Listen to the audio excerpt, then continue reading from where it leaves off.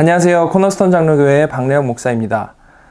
오늘은 산자의 회복이라는 제목으로 말씀을 나누도록 하겠습니다.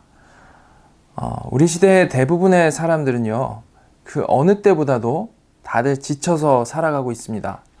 너무나도 바쁜 일상 가운데 살아가고 스트레스는 참 많은데 해소할 방법은 없어서 늘 지쳐 있는 것이죠.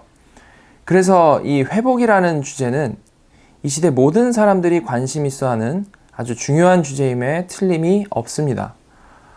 이는 물론 교회에서도 마찬가지죠. 팬데믹 이후에 교회들의 상황이 많이 힘들어졌고 다들 이 침체를 경험하고 있는 그런 가운데에서 누구나 이 회복을 바라고 있을 것입니다. 그래서 저는 오늘 성경이 말하는 회복이 무엇인지에 대해서 좀 나누어 보려고 하는데요.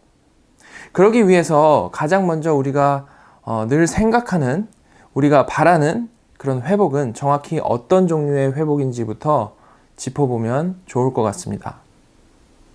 여러분, 대부분의 우리가 바라는 회복, 그 회복은 어떤 회복이죠?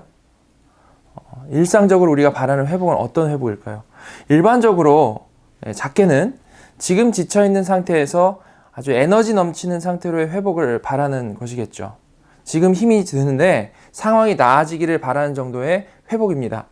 그리고 이보다 좀 더 심각한 주제로는요, 질병이나 재정적 어려움이나 관계적인 문제가 생겼을 때 이로부터의 회복을 기대하는 거죠. 이렇게 사람마다 상황마다 다 그 정도는 다르지만요, 대부분 이 자신이 가진 어려운 상태에서 벗어나 다시 내가 그 이상적으로 생각하는 상태로 돌아가는 것을 이제 회복이라고 믿고 바라며 살아가고 있습니다. 그렇죠? 그래서 대부분의 사람들은요, 이런 회복을 위해서 평생 동안 여러 가지 물리적인, 심리적인 그런 해결 방법들을 찾아 나가죠. 자, 그런데 이건 모두에게 해당되는 일반적인 그런 내용인데요. 여러분, 교회 다니는 사람들에게는 이와는 다른 어떤 특별한 점이 있을까요? 교회 다니는 사람들은 자신의 회복을 위해서 어떻게 노력합니까? 일단 교회 다니는 사람들도 역시 기본적으로는 자신의 회복을 위해서 이 세상에서 좋다는 방법들을 이것저것 해보면서 살아갑니다. 그렇죠? 근데 보통 여기 다른 점이 있는데 그 다른 점은요, 거기에 우리는 기도가 더해진다는 것이죠. 하나님, 이번에는 제 건강이 회복되게 해주세요. 하나님, 이번에는 제 사업이 잘 되게 해주세요. 하나님, 저 사람과의 관계가 회복되게 해주세요. 또한 영적으로도 회복되게 해주세요. 뭐 등등등 하나님께 자신이 회복되기를 바라는 내용들을 이렇게 기도로 아뢰는다라는 것이 믿는 사람들의 그 하나의 큰 다른 점인 것입니다. 우리는 거의 대부분 이런 비슷한 패턴을 가지고 신앙생활을 하고 있죠. 여러분도 그렇지 않으십니까? 자, 그런데 어떠십니까? 그렇게 믿지 않는 사람들과는 다르게 일반적인 노력에 더하여 기도도 열심히 하면서 우리가 살아왔는데요. 그 우리가 체험하는 그 결과는 어떠냐라는 말입니다. 어떤 결과를 우리는 누리고 있나요? 여러분들은 지금까지 기도해온 그대로 그 회복이 잘 이루어져 왔습니까? 그래서 기도하는 우리는 세상 사람들과는 차원이 다르게 어떤 원하는 회복을 언제나 풍성히 누리면서 살아가고 있나요? 이는 사실 쉽게 그렇다라고 말하기는 어렵죠. 만약에 정말 기도하는 자들이 원하는 회복을 더 풍성히 누려왔다라면 이 오랜 기독교 역사를 우리가 생각을 해봤을 때 기독교인들은 다른 사람들보다 월등히 원하는 회복을 누리며 살아간다라는 어떤 그런 통계적인 자료라도 나와 있을 겁니다. 그렇지 않겠습니까? 그러나 그런 정도의 뚜렷한 다른 점은 사실 보이지가 않죠. 사실 겉으로 드러나는 것은요, 우리나 세상 사람이나 다 비슷비슷하게 살아가고 있다라는 사실입니다. 자, 여러분, 그래서 우리는 그냥 무조건 열심히 기도해서 어쩌다가 원하는 결과를 얻게 되면 이를 상당히 과장되게 간증하는 그런 패턴으로 계속 신앙생활을 해나가는 그런 것이 아니고, 이 우리가 바라는 회복, 추구하는 것이 너무나도 당연하다라고 생각되는 어떤 그 회복이 정말 성경이 우리에게 약속하고 있는 회복인지를 다시 한번 잘 생각해 봐야 하는 것입니다. 만약에요, 성경이 근본적으로 우리가 생각하는 그런 류의 회복을 약속하고 있지를 않다면요, 우리는 이 신앙생활에 대해서 무언가 크게 오해하고 있는 것이고 정말 비본질적인 것에 집중하고 있는 것이 되겠죠. 자, 그래서 이 시간에 같이 우리가 말씀을 보면서 성경이 말하는 회복, 하나님이 우리에게 약속하시고 또한 내려주시는 회복은 무엇인지를 같이 상고해 보려고 합니다. 그래서 먼저 성경이 말하는 성도의 기본적인 삶의 모습이 무엇인지부터 확인해 보도록 하겠습니다. 디모데후서를 보시면요, 사도 바울은 성도의 삶에 대해서 이렇게 말했죠. 디모데후서 3장 12절에 보시면, 무릇 그리스도 예수 안에서 경건하게 살고자 하는 자는 핍박을 받으리라. 무릇 그리스도 예수 안에서 경건하게 살고자 하는 자는 핍박을 받으리라. 자, 여러분, 우리 시대에 보통 예수 잘 믿는 것으로 드러나는 사람들의 모습은 어떤 모습입니까? 예수 잘 믿는 사람이라고 하면 어떤 모습이 여러분들은 생각나시나요? 어려운 일이 있을 때 새벽 기도를 하든 금식 기도를 하든 어떤 최선을 다해 간구하고 그러는 중에 하나님께서 그 어려운 일을 기도한 대로 해결해 주시면 그런 응답을 가지고 사람들 앞에 나와서 간증하는 그런 사람들이죠. 내가 이런저런 어려움이 있었는데 기도했더니, 금식했더니, 예배에 집중했더니, 무엇을 했더니 하나님께서 응답해 주셨다. 할렐루야. 그렇지 않습니까? 그리고 그런 간증과 함께 세상에서 승승장구하고 멋지게 사는 사람들이 예수 잘 믿는 사람으로 인정받으며 사람들에게 주목되고 선망의 대상이 됩니다. 자, 그런데 바울은요, 예수 잘 믿는 성도, 즉 예수 안에서 경건하게 살고자 하는 자에 대해서 뭐라고 말씀하고 있습니까? 아주 단순 명료하게 그런 경건한 성도는 핍박을 받는다라고 말씀하고 있죠. 즉 정말 예수 잘 믿는 성도는 각자가 원하는, 내가 원하는 그 회복을 얻게 된다라고 말씀하지 않고 오히려 각자가 정말 바라지 않는 상황, 그로 인해서 핍박을 받는다라고 말씀하는 것이죠. 여기에는 우리가 바라는 류의 어떠한 회복도 약속되어 있지 않은 것입니다. 자, 그런데 이 말씀만 어떤 특이한 상황을 말하는 것은 아니죠. 베드로 사도는요, 같은 주제에 대해서 말씀을 했는데 뭐라고 말씀했습니까?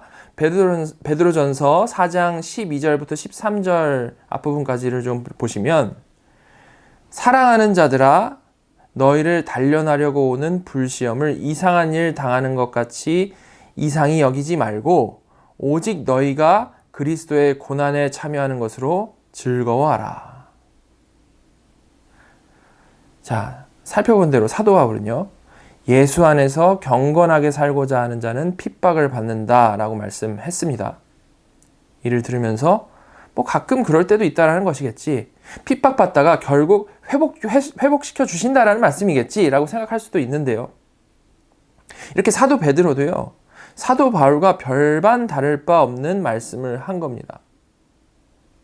그런데 그런 핍박의 목적이요, 너희를 단련하려고 오는 불시험이고 그런 고난에 참여하는 것으로 즐거워해야 한다라고 말씀하고 있죠. 핍박이 무조건 피해가야 할 어떤 것, 그로부터 빨리 회복되어야만 할 어떤 것이 아니라는 말입니다.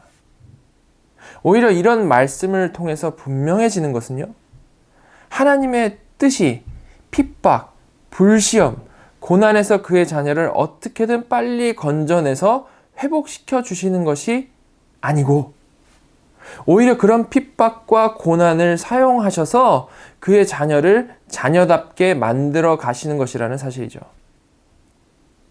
다시 말해서 우리가 경험하는 이 고난과 핍박을 바라보는 이 하나님의 관점은요, 우리와는 근본적으로 전혀 다르다라는 겁니다.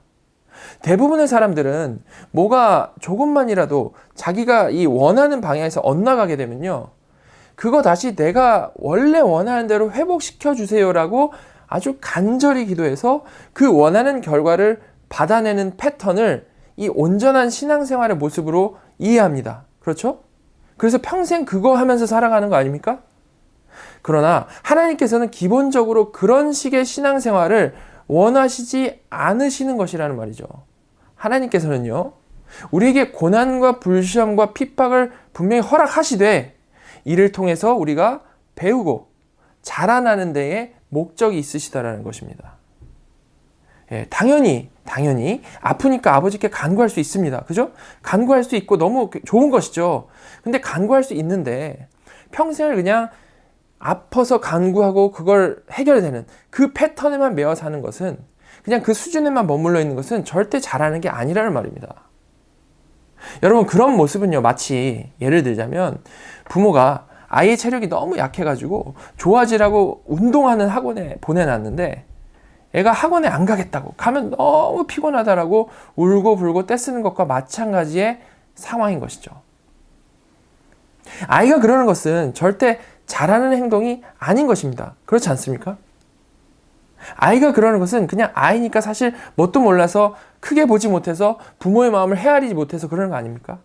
예, 학원 보내놨으면 거기서 잘 배워야지, 그냥 울고불고 떼쓸 게 아닌 거잖아요. 그죠? 그런데 수많은 사람들은 평생 동안 이런 패턴이 신앙생활의 정수인 줄 알고 해나가고 있다는 겁니다. 이렇게 많은 사람들이 기본적으로 간절히 원하는 회복이라는 것은요, 대부분 하나님의 마음을 잘 몰라서 하는 행동, 하나님께서 우리에게 지금 이 상황에서 궁극적으로 바라시는 것이 무엇인지를 잘 이해하지 못해서 하는 행동인 것이죠. 자, 그런데 이제 여기까지만 듣게 되면요, 어떤 생각이 들 수 있습니까? 그렇다면 성도의 삶이라는 것은 고난과 불시험과 핍박으로만 점철되어 있는, 생각만 해도 지치고 웬만하면 피하고 싶은 그런 삶이겠구나라는 생각이죠. 하나님의 훈련소에서 고강도 훈련을 감수해내야만 하는, 그래서 이 땅에서는 답이 없고 그저 장차올 천국만 바라보며 한숨 짓는 그런 삶이겠구나라는 생각인 겁니다. 그렇지 않습니까? 그죠? 그러나 자, 성경이 말하는 성도의 인생은요, 절대로 그런 감옥과 같은 삶이 아닙니다. 여기서 우리가 기억해야 하는 너무나도 중요한 사실이 있죠. 그 사실은요, 주님의 말씀을 통해 우리가 좀 잘 알 수가 있는데요, 주께서는 제자들에게 그들이 당하게 될 환난을 분명하게 말씀을 하셨어요. 말씀하시면서 동시에 이렇게 말씀하셨습니다. 요한복음 16장 33절을 보시면 알 수가 있는데요, 이것을 너희에게 이름은 너희로 내 안에서 평안을 누리게 하려 함이라. 이 세상에서는 너희가 환난을 당하리라. 그러나 안심하라. 내가 세상을 이기었노라. 분명히 주님도 아주 단순 명료하게 세상에서는 너희가 환난을 당하리라 라고 말씀하셨습니다. 그죠? 왜 그런 말씀하셨는지는 이미 제가 설명해 드린 대로 그 환난을 통해서 결국 우리를 기르시려는 것이죠. 자, 그런데 그렇게 너희가 환난을 당할 것이니까 몸살이고 우울하게 장차올 천국만 그저 바라보고 살아라라고 말씀하지 않으셨고요. 뭐라고 말씀하셨습니까? 그러나 안심하라. 내가 세상을 이기었노라 라고 말씀하셨죠. 즉, 너희가 환난당하는 것은 사실인데 그럼에도 불구하고 너희는 안심하라 라는 말씀인 것입니다. 그리고 그 앞서서는 이 말씀을 주신 목적이 너희로 내 안에서 평안을 누리게 하려 함이다 라고 말씀하셨죠.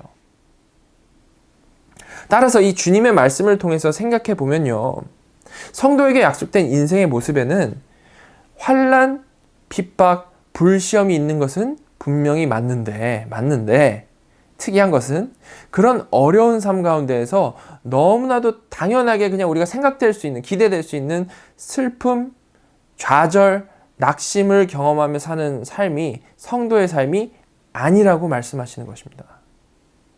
그리고 오히려 반대로 주 안에서 평안을 누리는 것과 안심하는 것이 주께서 예비하신 성도의 삶이라고 말씀하시는 것이죠. 여러분, 이에 대해서 어떻게 생각되십니까? 이는 사실 우리의 일반적인 생각과 실제적인 삶의 모습을 생각해 봤을 때에는 정말 말이 안 되는 것이죠. 그렇지 않습니까?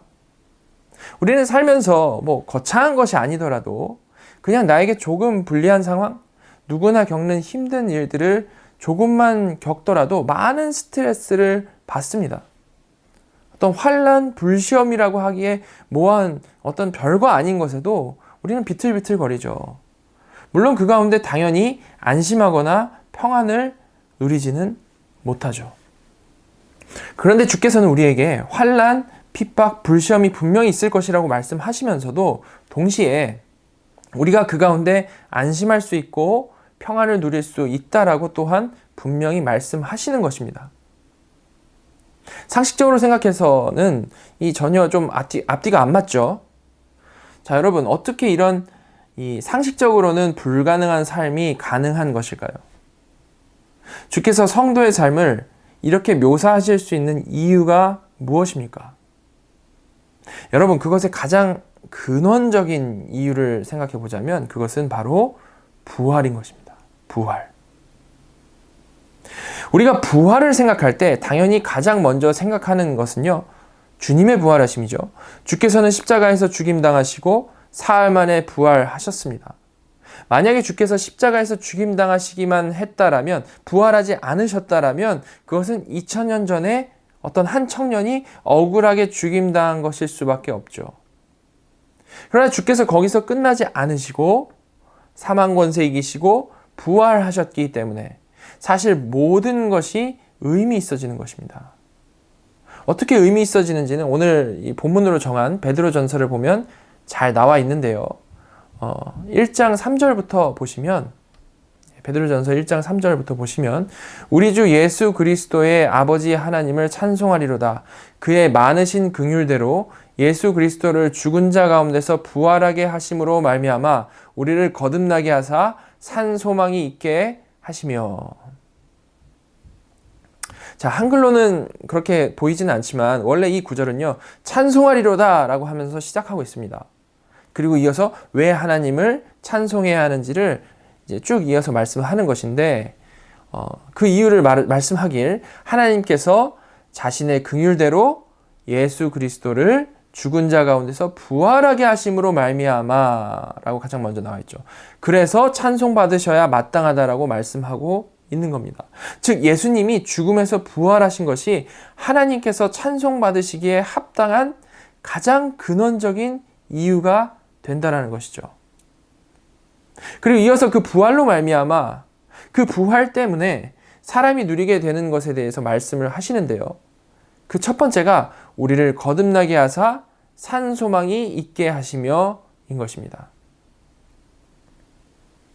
여러분, 여기서 주께서 부활하심으로 우리가 거듭나게 되었다라고 말씀을 하는데요. 거듭남이 뭡니까? 말 그대로 다시 태어남이죠. 즉, 주님의 부활로 인해서 우리들, 즉 그 주님과 믿음으로 연합한 성도들은요, 영적으로 다시 태어남을 누린다라는 것입니다. 즉, 주님께서 부활하신 것이 성도에게 미치는 가장 크고 첫 번째 되는 영향은 거듭남, 영적으로 다시 태어남, 영적 부활이라는 말이죠. 자, 그러니까 우리가 부활을 말할 때 당연히 나중에 죽어서 몸이 부활하는 것을 말하지만요. 자, 그 이전에 그렇게 영광 중에 몸이 변화될 성도는 이 땅에서 영이 부활하는 거듭남을 먼저 경험한다라는 것입니다. 부활하신 주님과 연합되었기 때문에 영적으로 먼저 부활한다라는 것이죠. 그리고 이 거듭나게 하심을 말씀한 이후에 이어서 산 소망이 있게 하시며 라고 했는데요. 자, 이 구절은 헬라어 에이스라는 전치사가 이끄는 구절로서 목적을 나타내는 표현입니다. 즉, 주께서 우리를 거듭나게 하신 것은 산 소망을 갖는 것을 목적하게 하시려고, 산 소망을 가지고 누리고 살게 하시려고 라는 그런 말인 것이죠. 자, 그래서 이 산 소망이 무엇인지를 좀 잘 알아야 되는데요. 잘 보면요, 이때 쓰인 이 소망이라는 단어는 단수형으로 쓰여 있는 것을 알 수 있습니다. 즉, 이 거듭난 성도가 목적하면서 살아야 할 소망은 어떤 막 다양한 소망들을 말하는 게 아니고 하나의 지금 살아서 역사하는 소망이라는 것이죠. 자, 그럼 무엇이겠습니까? 이는 곧 예수 그리스도를 말하는 것입니다. 예수 그리스도. 예수 그리스도. 우리의 소망 되신 예수 그리스도. 자, 다시 정리하면요. 예수 그리스도의 부활하심 안에서 영적 부활을 경험한 성도, 거듭난 성도는요, 예수 그리스도를 산 소망으로 가지고 살아가는 그 목적을 가진 존재다라는 것이죠. 자, 주께서 사도들에게 내가 세상 끝날까지 너희와 항상 함께 있으리라라고 말하셨던 그 말씀 그대로 거듭난 자로서 항상 함께 하시는 그리스도를 의지하는 것, 자신의 그 살아있는 소망으로 삼고 살아가는 것이 성도의 마땅한 삶이라는 것입니다. 이해가 되시죠? 거듭난 자는 예수님을 산 소망으로 하고 살아야 한다. 자, 그리고 이어서 4절 보시면 썩지 않고 더럽지 않고 쇠하지 아니하는 유업을 잊게 하시나니 곧 너희를 위하여 하늘에 간직하신 것이라. 여기서 유업이라는 단어에는요, 산소망을 말씀할 때와 동일하게 이 목적을 나타내는 전치사 에이스가 똑같이 붙어 있습니다. 헬라어 전치사 에이스가 똑같이 붙어 있죠. 즉 그리스도께서 부활하셔서 우리를 거듭나게, 우리의 영이 다시 태어나게 하셨는데 그 첫 번째 목적은 그리스도를 산 소망으로 여기고 살아가게 하기 위해서라는 것이고, 그 두 번째 목적은 너희를 위하여 하늘에 간직하신 이 썩지 않고 더럽지 않고 쇠하지 아니하는 유업, 즉 장차 하나님 나라에서 받게 될 유업을 주시기 위해서라는 것입니다. 자, 간단히 말해서 주께서 부활하신 것이 거듭난 성도에게 주는 직접적인 영향은 땅에서 살아갈 때는 그리스도를 산 소망으로 여기고 살아가게 하시는 것이고, 하늘에 가서는 썩지 않고 더럽지 않고 쇠하지 아니하는 유업을 얻게 하시려는 것이라는 말이죠. 자, 그리고 이어서 말씀하시길 5절 보시면요. 너희는 말세에 나타내기로 예비하신 구원을 얻기 위하여 믿음으로 말미암아 하나님의 능력으로 보호하심을 받았느니라. 보통 우리가 말세라고 하면 우리가 살아가는 교회 시대 전체를 말합니다. 그렇죠? 우리는 말세를 살아가고 있습니다. 그죠? 그런데 여기서 말하는 이 말세는요, 한국말로는 뭐 똑같이 말세라고 쓰여져서 구별이 잘 안 되지만 정말 주님이 오실 그 때를 말하는 표현인 것입니다. 즉 주님 다시 재림하실 때에 나타나기로 예비하신 구원을 얻기 위하여 너희 거듭난 성도들은 믿음으로 말미암아 하나님의 능력으로 보호하심을 받았다라고 말씀을 하는 것이죠. 이를 이 위의 절들과 연계해서 좀 생각을 해보면, 하나님께서는 당신의 그 전능하신 능력으로 거듭난 자녀들을 이 말세에 나타내기로 예비하신 구원을 얻기까지 완벽하게 보호하시는데, 그 보호하시는 방법이 바로 믿음을 주셔서 믿음으로 말미암아 이 땅에서는 어떤 다른 소망이 아니고 주님을 하나의 산 소망으로 여기고 살아가게 하시는 것이고, 또한 믿음을 주셔서 장차 유업을 바라보고 살아가게 하시는 것이라는 말이죠. 이런 믿음으로 소망 가운데 살아감을 통해서 하나님께서 우리를 세상에 휩쓸리지 않도록 완벽하게 보호하신다라는 것입니다. 이것이 바로 주님이 부활하심으로 가능하여진 하나님의 자녀들이 누리는 엄청난 복인 것이고요. 이것이 우리의 찬송할 제목인 것이죠. 자, 그럼 우리가 본래 하던 그 고민으로 돌아가 보겠습니다. 무엇이었죠? 하나님께서 그의 자녀들을 분명 고난으로 연단하시는데 어떻게 그런 고난 가운데 불안하고 좌절해하며 사는 게 아니고 안심하고 평안을 누리며 살 수 있을까라는 거였죠. 자, 이제 어떻습니까? 지금 읽은 베드로전서의 답이 다 나와 있었죠. 무엇입니까? 현실은 분명히 고난이 맞습니다. 그죠? 그러나 우리에게는 부활하심으로 이미 세상을 이기신 살아있는 소망 그리스도가 계시기 때문에, 그리고 또한 장차 받게 될 유업에 대한 소망이 있기 때문에, 그리고 우리는 언제나 주시는 그 믿음 가운데 하나님의 전능하신 능력으로 보호받는다라는 확신이 있기 때문에 그 강하고 능하신 하나님의 손 안에서 믿음과 소망을 가지고 사랑을 받으면서 살아가고 있는 자들이 우리이기 때문에 우리는 주님께서 말씀하신 대로 고난이 있을지라도 그 가운데에서 안심하고 평안을 누리며 살아갈 수 있는 것입니다. 분명히 고난이 있지만 그 고난이 나를 죽이려는 고난이 아님을, 하나님의 섭리 아래서 일어나는 고난이라는 사실을 너무나도 분명히 알고 믿음으로 소망을 가지고 살아가는 것이죠.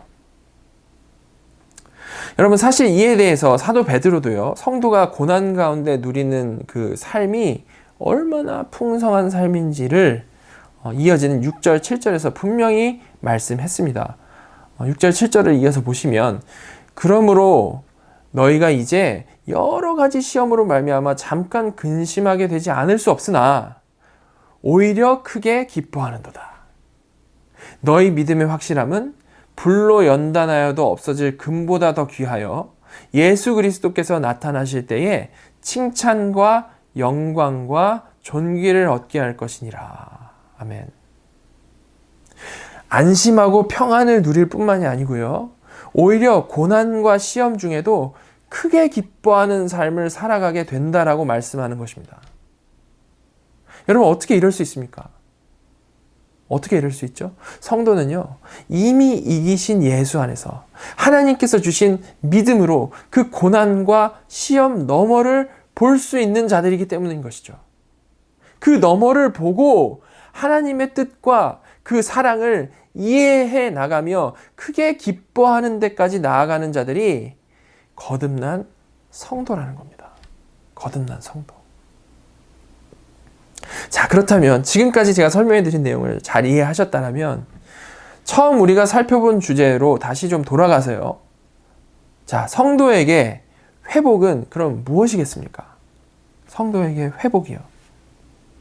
내 삶에 나타나는 어려움, 고난들을 어떻게든 피해가기 위해서, 어떻게든 해결하기 위해서 그냥 죽어라 기도하고 이리저리 몸부림치다가 드디어 내가 원하는 대로 되게 되면 그게 회복인 것이 아닌 것이죠. 그렇지 않습니까? 그렇게 환경에 사로잡혀서 그것만 바라보며 사는 것은요, 성경적인 회복의 모습이 아닌 겁니다. 설령 원하는 대로 되었다 할지라도 그건 하나님이 말하시는 진정한 회복이 아니라는 거죠. 그거 바라고 그 일을 허락하신 게 아니라는 말입니다. 오히려 어떤 어려운 상황 가운데에서도, 어떤 고난 가운데에서도 나는 이미 세상을 이기신 그리스도 안에 있는 자라는 것을 불로 연단하여도 없어질 금보다 더 귀한 믿음으로 믿고 확신 가운데 거하는 것. 그래서 그런 믿음 가운데 이미 온 하나님 나라를 점점 풍성히 누려가는 삶을 살아가는 것. 이것이 바로 성도의 진정한 회복인 것이죠. 간단히 말하면 성도에게는 내가 원하는 것을 회복하는 것이 진정한 회복이 아니고, 어떤 상황에서도 이런 자신의 신분과 자신이 받은 복을 기억하고 주님께로 더 가까이 나아오는 것, 그래서 그 부활의 능력으로 하루하루 살아가는 것이 바로 회복이라는 것입니다. 여러분, 세상 가운데에서 크고 작은 고난을 경험하며 살아가는 우리에게 예수님께서는요, 오늘도 이렇게 부르십니다. 요한복음 11장 25절부터 26절입니다. 예수께서 이르시되 나는 부활이요 생명이니 나를 믿는 자는 죽어도 살겠고 무릇 살아서 나를 믿는 자는 영원히 죽지 아니하리니 이것을 내가 믿느냐?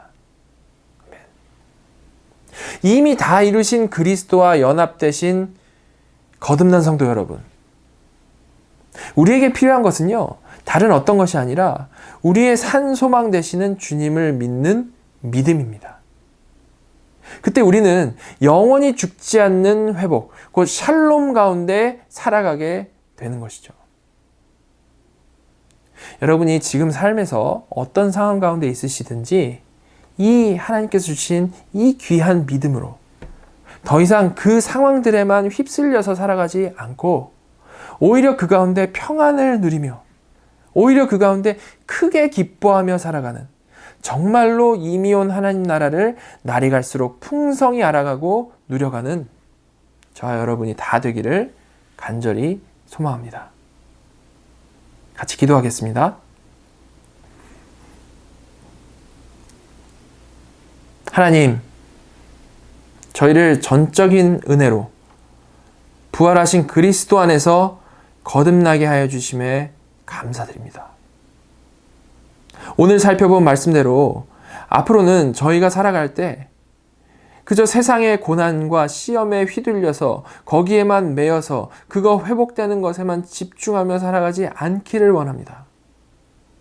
하나님, 언제나 저희에게 굳건한 믿음을 주셔서 언제나 산 소망이신 그리스도를 의지하고 살아가게 하여 주시고 이 땅의 유업이 아니라 썩지 않고 더럽지 않고 쇠하지 아니하는 하늘의 유업을 바라보며 평안 가운데 기뻐하며 이미 온 하나님 나라를 살아가도록 인도하여 주시옵소서. 저희 모두가 이런 풍성한 복을 누리게 하여 주시기를 간절히 바라오며 살아계신 우리 구주 예수 그리스도의 이름으로 감사하며 기도드립니다. 아멘.